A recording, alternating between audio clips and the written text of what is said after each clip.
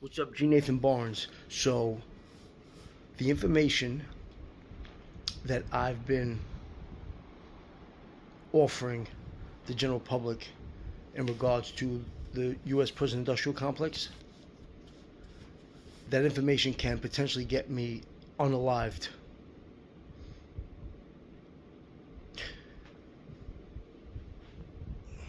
As I've explained in countless videos, the prison industrial complex and the exploitation of the African American community has nothing to do, I'm not going to say nothing, but little to do with actual race, and everything to do with the securing of cheap labor practices.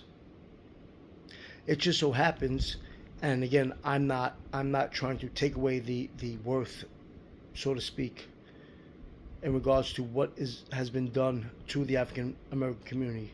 It just so happens that it's still being done because they started with us, me being, my dad being African American.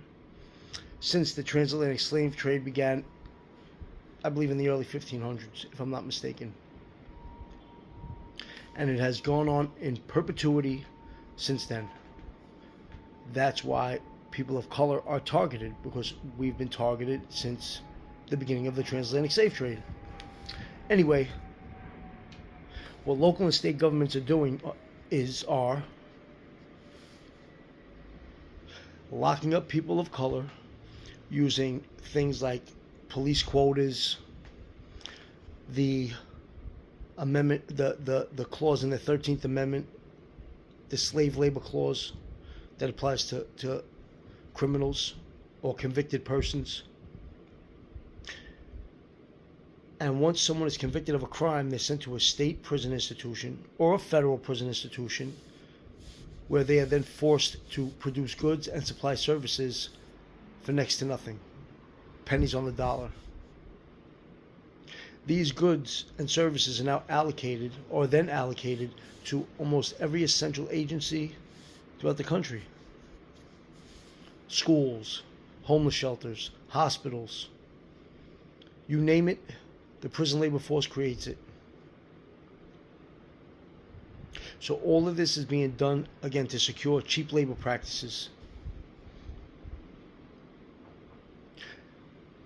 And who is being utilized in order to effectuate this? Again, people of color, people with substance abuse issues, poor whites, poor Hispanics. This is a gimmick. It's a scheme. And the worst part is, some of our quote-unquote greatest civil rights leaders are down with this bullshit. That's why they create this, or attempt to create this separatist mindset amongst the African American community.